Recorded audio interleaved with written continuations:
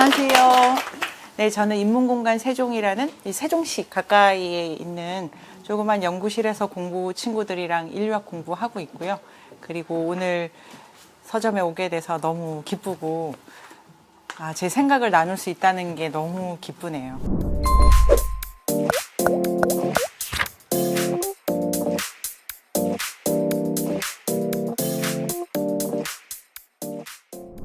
집에 이제 저희 애들이 어려가지고 뭐 책이나 이런 거 이제 널브러져 있어서 책이나 읽어주는 사람이 되지 않아 좀 이제 엄마로 좀 잘해보자 이래서 동화책을 읽다가 갑자기 그게 너무 재밌었는데 그 동화책이 그게 그림 동화 이제 몇 편인 거예요.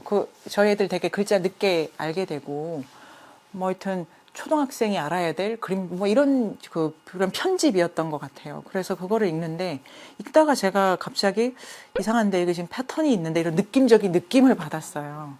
그리고 그 전날 뭐 좀 전까지 생계가 궁금했는데 갑자기 나 이게 지금 재밌는데 그래서 질리는 자시구나 이게 지금 재밌는데 어쨌든 하루하루 나 좋자고 이제 아무것도 안 해도 의무가 없어.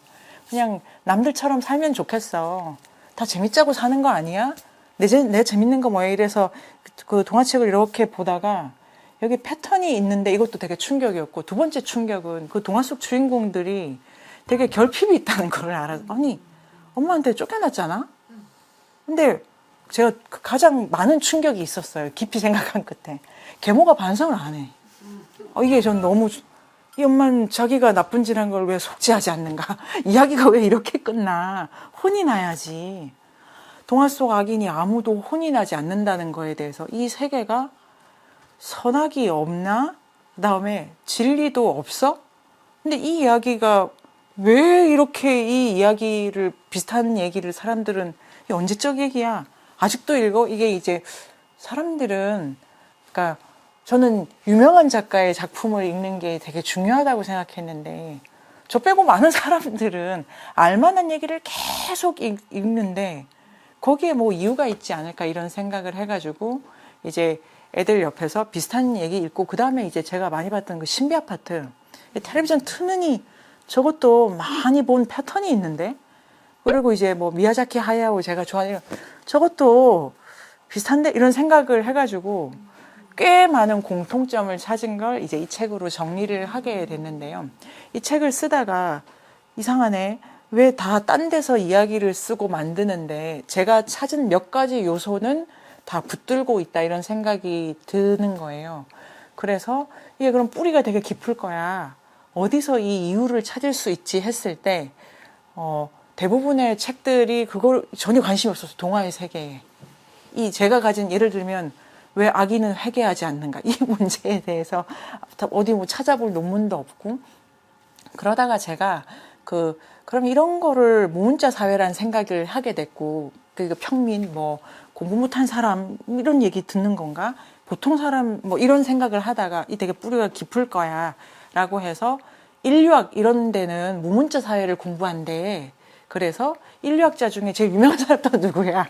그렇게 해서 그때 되게 기분 좋았는데요. 문학자 중에 유명한 사람 찾는 거랑 다르게 일단 유명을 한다는 거는 많이 증명이 된 거지. 설득을 하신 거지. 그럼 내가 유명한 사람 찾아다녀야지. 이런 생각을 해서 그 레비스트루스라는 인류학자의 책을 읽었는데 너무 많이 공부를 배우게 됐어요. 그리고 근대 소설이 가진 여러 가지 장치라는 거에 뿌리를 새롭게 생각하게 되면서 소설도 좀 다르게 읽어가지고 이제 지금은 그 무문자 사회의 습속, 감수성 이런 걸 다루는 책을 이제 더 열심히 읽자 이렇게 생각하면서 그리고 그걸 이제 연구를 하는 거를 이제 나의 필드는 이야기다. 이렇게 해서 문자가 더 씌워졌든 영상이 입혀졌든 이 추동하는 건 되게 근원적인 상상력이야. 인류의 상상력. 이제 그거를 구체적으로 설명하고 이제 논리를 만든 사회분석은 인류학 책을 보지만 이야기는 아무 이야기나 읽어도 돼. 그 다음에 그때부터 제가 이제 수다스러워진 거죠. 옛날에는 진리를 찾으려고 이렇게 제 별명이 뭐 내천인가 뭐 그랬어요. 여기 이제 하도 인상 쓰고 다니고 그다음에 뭐 선생님 말씀 아니면 친구들 말하는 거 쓸데없이 저런 얘기를 이렇게 깔보고 그리고 친구도 없었는데 그 다음부터는 그냥 아무 얘기나 하자야. 뭐 그러니까 누구랑 무슨 얘기를 하든 패턴이 있는데 이러기도 하고 막 이렇게 아까 이제 그런 게 이제 사는 것도 재밌어지고 뭐 애들이랑 사이는 그렇게 좋진 않지만 근데 애들이랑 할 얘기도 좀 생기고 어디 가서 그 다음에 이제 드는 생각이 난 남을 좀 웃기고 싶어 이런 생각도 되게 들고 이야기를 구석구석 아까 즐거우시죠? 제가 아까 그 선생님께 튀김의 인류학에 대해서 잠깐 튀김 얘기도 해드리고 난 누구를 좀 웃기고 싶어 이런 욕망도 드는 게 이 이야기와 구술 문화가 준 상상력 때문인 것 같고 공부에 큰 즐거움을 다시 느끼게 돼서 이제 그때부터 이제 제 방식으로 친구도 찾아가게 되는 일상을 보내고 있는데요. 이 동화 인류학자 그래서 이제 제 그 장명을 직업을 제가 전 세계에 유일무이하지 않습니까? 너무 좋아요. 저는 제 직업을 만들었어요. 그리고 그게 뭐 내가 그런다니까 이 당당함 그런 거를 이제 밀고 가게 된 건데요. 이제부터는 제가 동화 속 주인공들한테 뭘 배웠는지에 대해서 설명드릴 수 있을 것 같아요.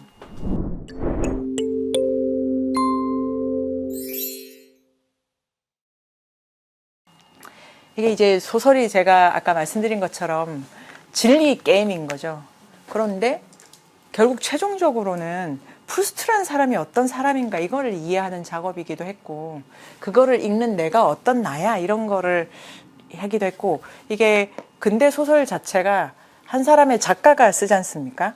그런데 문자 문어가 쑥 들어가면은 19세기 이후의 언어 경우에 이게 인쇄가 된 상품으로서의 문자를 많이 접하게 되면 그게 그 시간적으로 공간적으로 화폐화되어 가기 때문에 소설 안에서도 계산이 되게 화폐적 계산이 되게 많이 돌아가기도 하고 또 다른 말씀을 드려보면 한 사람이 이야기라는 게 기승전결 이렇게 짜여 있잖아요.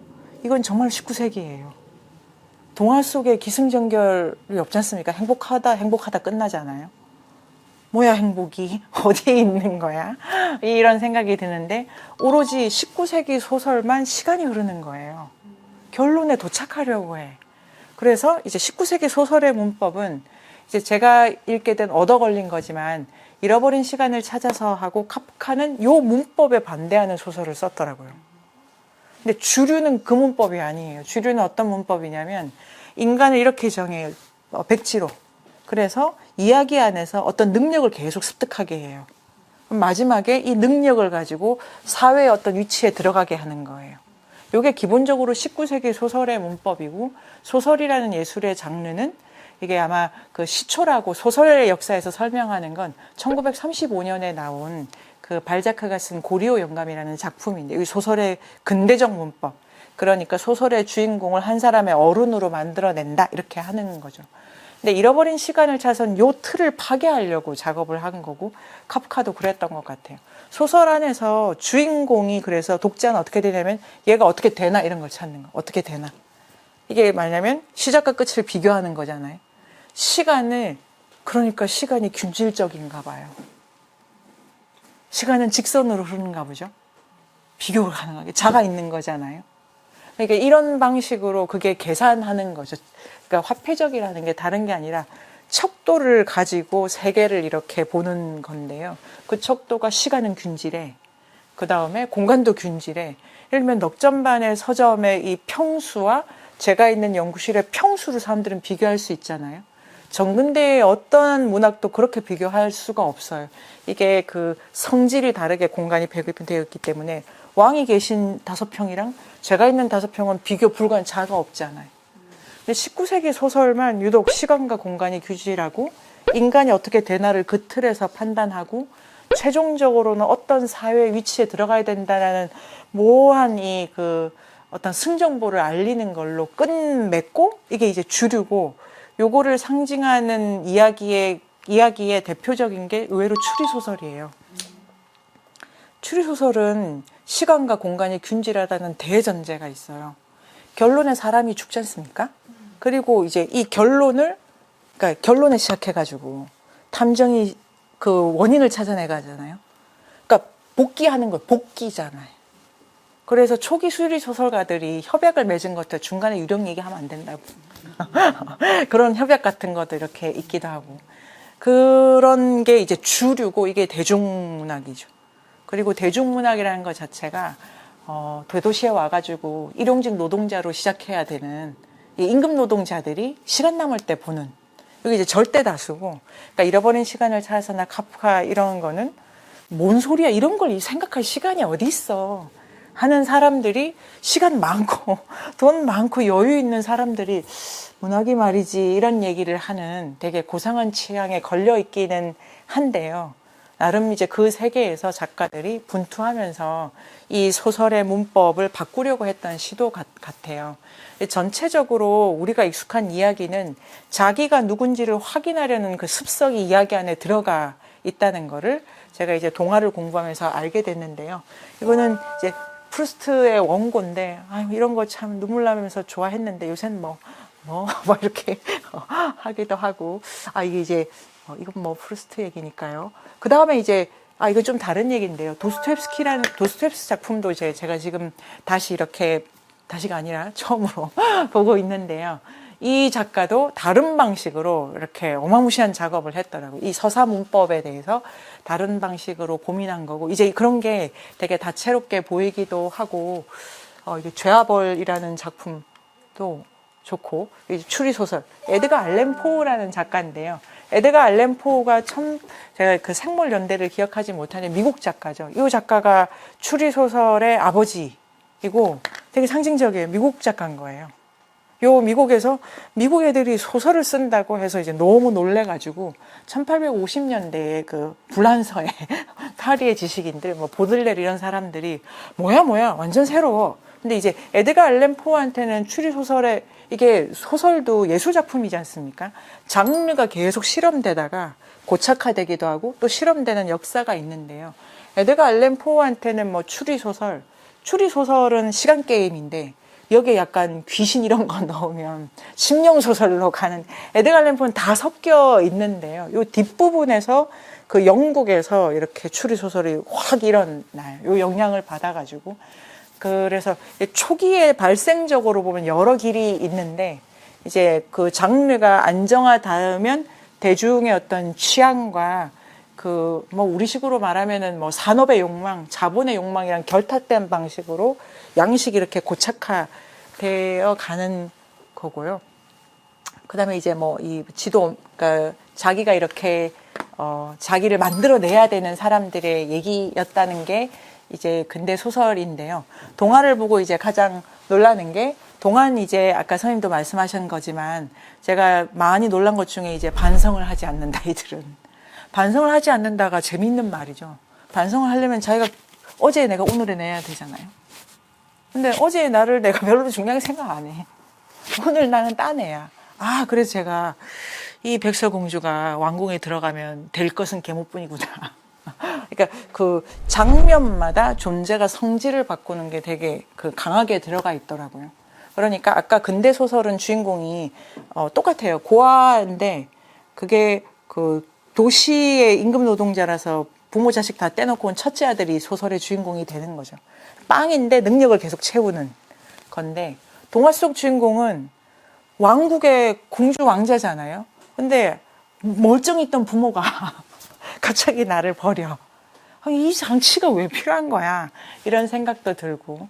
그런데 얘가 그 왕국에서는 엄마 말 잘 듣더니, 그 백설공주 아시죠? 걔가 그렇게, 이게 별로, 우리가 잘 생각해보면 진짜 깊이 이해해야 되는데, 걔 별로 난장인의 집에서 걔가 한 게 뭐, 그런 생각 안 해보셨어요? 걔 뭐, 잠깐만 깊이 생각해보면 얘는 얻어먹었구나. 왕국에 있을 때도 얻어먹었지. 뭐야, 평생을 얻어먹겠다는 거야? 이런 생각도 들기도 하고. 그런데 왕국에 있을 때는 말이라도 잘 듣더니 난장이네 집에 있을 때는 그 난장이들이 집 문 열어주지 말라고. 열어주지 말라고. 말 안 듣는 애가 됐네. 이런 게 이제 제가 눈에 보이고 제가 이거를 되게 과장해서 해석을 하는 거예요. 이게 더 재밌다. 그래서 국면마다 성질이 다른데 지금 반성을 어떻게 해. 그 다음에 그때 내가 한 일을 잘못으로 알려면 그때 나랑 지금 나랑 동일인이어야 되잖아요. 그러니까 계모가 숲에 가서 뭐 이렇게 그냥 그 자기라는 게 없는 거예요. 붙들어야 될 자기가. 아, 이것이다. 자기 그런 얘기도 들고 그 다음에 그래서 숲이 배경이다. 그 다음에 자기라는 게 없다. 그 다음에 조건에서 그냥 잘 빌붙어서 살면 돼. 이게 제가 첫 번째로 이해한 그 동화의 법칙인데 제가 유명한 사람을 읽어야 돼. 나 입신 출세해야 돼. 세상이 날 좀 알아줬으면 좋겠어. 이런 마음이 들었을 때 뭐야 그냥 적당히 빌붙어 잘 살아. 그리고 왜 이런 거 있지 않습니까? 독립해야 된다. 그냥 얻어먹을 수 있으면 얻어먹어. 왜 그래? 뭐 그렇게 자립이 중요해. 의지 좀 해. 이런 것도 있고 너도 필요하면 도울 때가 있겠지. 이게 동화가 되게 해방감도 주고 엄마가 없으면 뭐 어때? 얘는 잘 살구만. 그런 생각도 들고 더 들어가면 이게 딸 새끼 예뻐하는 엄마 다 일찍 죽잖아. 이거는 아니다. 내 새끼를 예뻐하다가 난 동화 속의 주인공은 될 수 없겠어. 그 다음에 애들도 엄마 사랑 많이 받아갔다간 주인공 못 하잖아요. 야, 저 애들한테 네가 그래도 세상에 이름을 날리려면 엄마 욕을 들어먹는 편이 차라리 나아.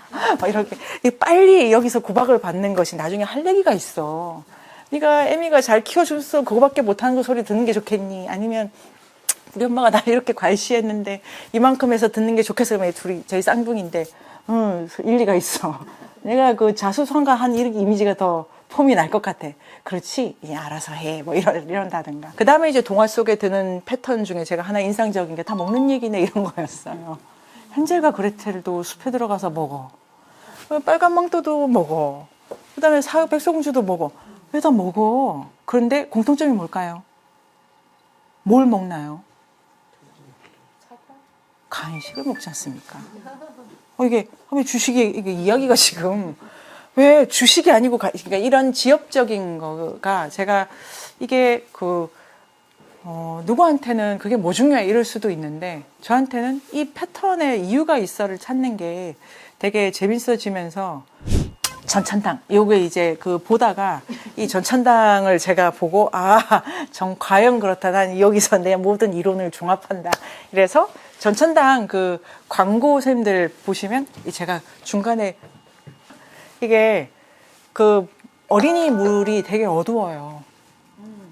그거는 어린이 물이 어두워요. 해리포터도 너무 어둡고 전천당도 어둡고 신비 아파트도 어둡고 절대적으로 어두워요. 바로 이것이다. 이 숲 체험이고 통가을의 체험 같은 게 이야기의 본성에 되게 많이 부여되어 있다고 저는 생각을 하고 미야자키 하야오 선생님이 쓰신 지금은 절판이 됐는데요. 출발점, 반환점 이렇게 책이 있어요. 제가 거의 저에게 바이블인데 미야자키 하야오도 그런 말씀을 하시더라고요. 동화가 어두운 게 진짜로 존재적 어두움 같은 거를 이 이야기의 본성 같은 게 가지고 있고 어린이 이야기가 어둡다는 거는 인류가 그냥 원한 거죠. 그러니까 사람이 나고 클 때 그 어두운 체험, 심연의 체험, 존재론적 질문 같은 걸 해가면서 커야 돼라는 게 이야기의 성질에 있다 이런 생각을 그 책에도 많이 보고 전천당 같은 경우에 되게 재미있는 코드가 있는데요. 전체적으로 골목을 들어가게 돼 있습니다. 이 코드를 가장 잘 쓰는 게 무라카미 하루키죠. 하루키 소설은 갑자기 공간이 다른 데가 확 열려요. 하루키가 아주 많이 읽히는 이유는 이 원형적인 그러니까 근원적인 상상력을 되게 많이 끌어다 쓰기 때문이라고 생각을 제가 다 읽은 건 아니지만 몇 편의 경험에 아주 좋아하신다. 갑자기 도로에서 구멍이 팍 나타나고 폐허가 확 나고 그런 장치를 되게 많이 쓰세요. 그런데 19세기 소설의 문법에 그거 쓰면 곤란하죠. 시공간이 비균질적이 되잖아요. 거기 갔다 오면 시간이 확 달라진다. 이런 거 동화가 좋아하는 거지. 근대 소설은 그런 장치를 쓰면은 곤란해요. 그게 이 주체의 성질을 바꿔버리기 때문에. 그래서 이게 이제 어둡지 않습니까? 그다음에 애가 가방을 메는 전체가 빨간 모자 코스프레인데, 그리고 여자애잖아요. 동화는 제가 성비를 이 책을 쓸 때는 압도적으로 여자가 많을 거라고 생각을 했어요. 근데 여러 가지 지금 검산 중인데요.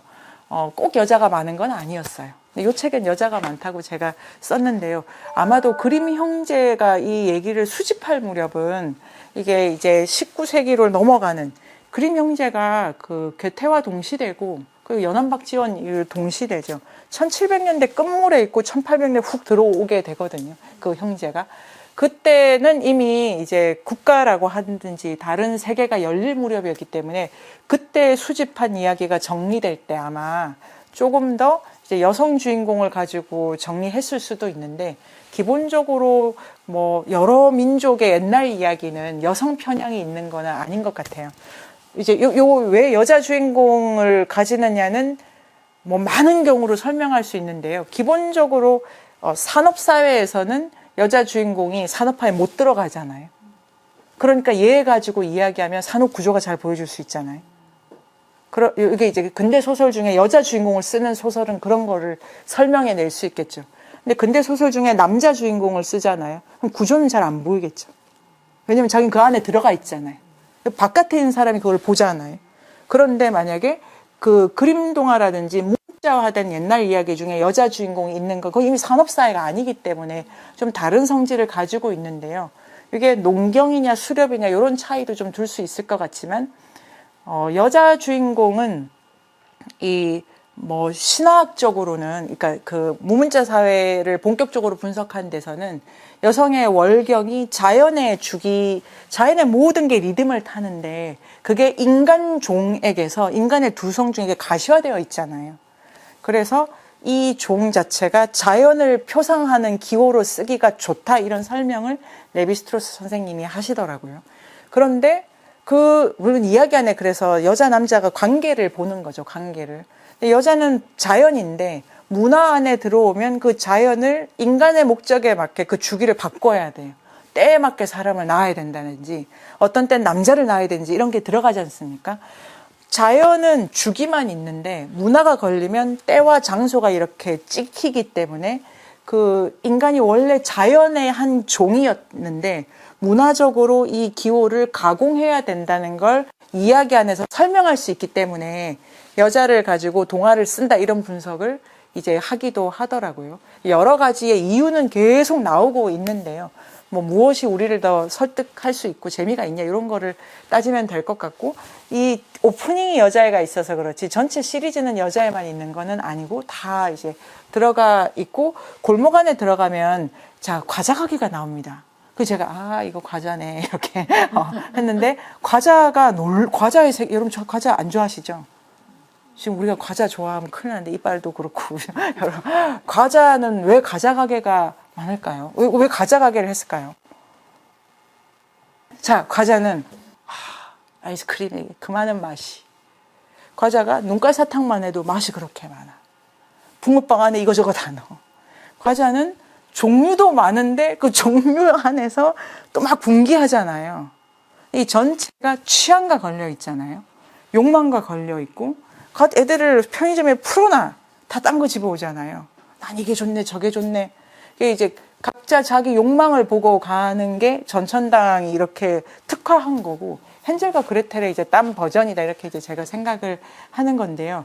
잠깐 말씀드리면, 제가 말씀드린 모든 게 인간은 그냥 행동하지 않아, 이런 제 전제가 있어요. 인간은 다 어떤 이유로부터 끊임없이 학습되고 관계적 사고를 하는 걸로부터 선택하고 표현해내기 때문에, 특히 인간이 만든 산업예술은 더 많이 쓸 거라는 가정에서 전천당이 그냥 나올 리 없어? 이렇게 이제 되는 거죠. 무라카미 하루키도 벼락 먹고 소설 쓰는 게 아니야? 그러니까 그 공생산된다, 이런 것도 말씀드리고 싶은데요. 과자 가게에 들어가게 되면은 홍제 아줌마가 나와요. 그 홍제 아줌마가 그 헨젤과 그레텔에 따르면 할머니가 돼야 되는데 왜 홍자야? 이런 걸 또 제가 연구를 했어요. 그랬는데 홍자 아주머니가 생각보다 그러니까 숲속에 들어가 있는 존재는 자기 성을 가지기면 되게 곤란해요. 성을 갖는다는 게, 예를 들면 마녀가 되잖아요. 그 백설공주의 어머니께서도 그 왕국에 있을 때는 예뻐야 돼 이러는데 들어가면 마녀가 되잖아요. 그 문면에서는 공주를 속이려고 이렇게 돼 있는데, 그냥 장면만 분석하면 숲속에 있는 모든 애들을 이렇게 놓고 생각하면은 그 아이들은 자기 고유한 성질 같은 게 특화되지 않아가지고, 그 왜 백설공주는 난장이랑 결혼을 안 해? 근데 중성적 존재인 거예요. 난장이가 키가 작아서 이게 아니고 거기는 성이 특화되지 않는다. 다시 말해서 관계에 결정적 문법이 없는, 남자와 여자로 만나지 않는다는 거. 그러니까 그게 이제 그래서 숲이라는 데가, 그러니까 뭔가 근원적 관계, 아니면 우리가 자리 잡기 이전에 어떠한 본성 같은 게 한번 시험되거나 이야기될 수 있는 자리, 이렇게도 생각을 해보는데, 그 홍자 아주머니는 그럼 여자야? 아니, 너무 이렇게 되게 이게 뭔가 제가 느끼기에는 사람이 가장 물질성이 되게 두툼하고, 그러니까 그 육체적인 느낌이 되게 강하고, 그 다음에 있는 고양이가 책이 새로 나왔어요. 여러분 알고 계신가요? 그 전천당 매뉴얼이라고. 전천당 뒷방에 뭐가 있는지, 전 그런 책을 매우 좋아해요. 그런데 이제 전천당 과자 누가 만들어, 고양이가 만들어, 뭐 이런 거를 설명하는데요. 홍자는 누가 올지 알고 있어요. 홍자는 다 알고 있고, 이제 얘가 과자를 가다가 1편은 낚시를 하고 싶은데 아버지 골프 치러 가셔야 돼가지고 아빠랑 낚시 못 가게 된 애가 여기 가서 낚시도구 과자를 얻어가지고 오거든요. 근데 홍자가 꼭 얘기해. 야, 이거 매뉴얼을 잘 읽으라고. 근데 이제 맛있고 이러니까 이거 대충 읽어. 그리고 사고 나. 그래서 아니 자세히 봤더니 2개는 먹지 말래 막 이런 거예요. 이 전체가 뭘 가르치고 있냐면은 이제 제 생각인데요. 세상에 이게 다 게임이지 않습니까? 게임. 다 그런 거예요, 다. 이게 꼭 그래야 될 이유가 없는 과자 먹기에 룰이 있는 거예요. 이 과자는 누구랑만 먹어야 돼. 이 과자는 밤에만 먹어야 돼. 매뉴얼이 있는 거예요, 과자를 먹는데. 이게 제가 생각을 계속했어요. 욕망은 매뉴얼을 따라야 돼. 내 좋은 거 꼴리는 대로 하는 게 아니라, 지금 저 과자 가게가 홍자가 지금 애들을 가르치고 있는데, 네가 원하는 것이 잘 안 될 때 잘 되면 좋지. 그런데 잘 되게 하는 건 법칙이 있어. 와, 이럴 수가. 그리고 그 법칙의 대부분은 사이좋아라 뭐 이런 거죠. 그 관계가 되게 중요하고. 두 번째는 전천당이, 그 전자가 돈전자고. 그래서 제가 이건 뭔가 돈의 역사랑 관련이 있을 거야. 이래서 뭐 이렇게 화폐의 기원 이런 책도 찾고 막 그렇게 관련이 있었어요. 관련이 있었고. 근데 전천당이잖아요. 돈이 어디서 와? 하늘에서 와? 이거 뭔 소리야? 아, 이 전체 가르침은 하늘의 가르침이구나. 이제 정리를 하면은 숲에서 일어나는 모든 일에는 룰이 있다. 이제 그러니까 숲이든 왕국이든 룰이 있는 거죠. 숲은 뭘 가르치냐면 세상의 법칙이 숲으로부터 왔다는 거를 가르치는데, 왕국에는 부모랑 나밖에 없잖아요.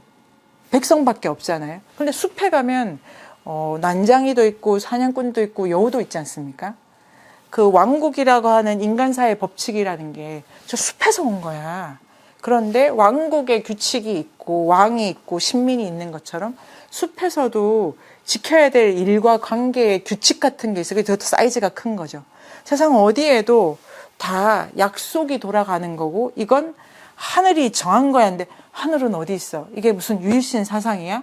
또 계속. 그런데 무문자 사회 자체가 이게 그 정령의 사회이기 때문에 거기 이제 다른 신관념이 돌아가기는 하는 건데, 제가 가장 인상적인 건 모두가 법칙이다. 이런 얘기를 하면 이제 그 20대 친구들이랑도 얘기하고 뭐 저 친구들 얘기하면, 아니 그럼 시킨 대로 살아야 된단 말이야? 과연 그렇다. 자연에 어떤 게 지 맘대로 하는 거 사실 아무도 없지 않습니까?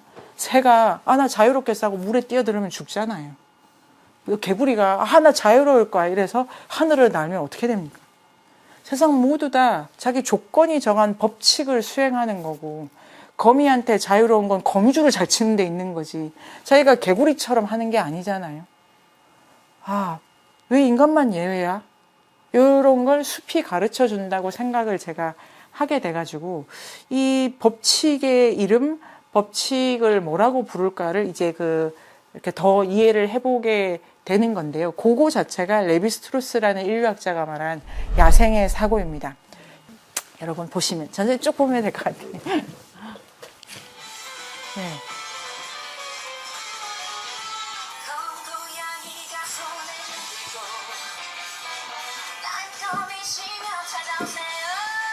밤이에요, 밤.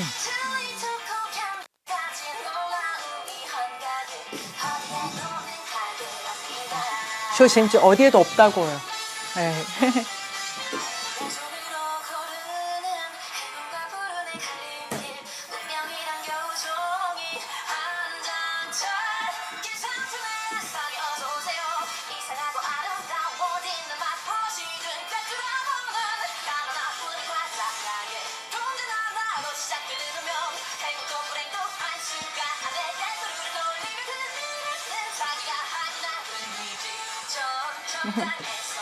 재밌으시죠?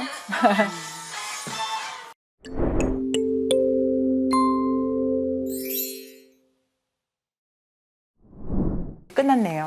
너무 길게 제가 말씀드렸죠? 네. 네. 감사합니다.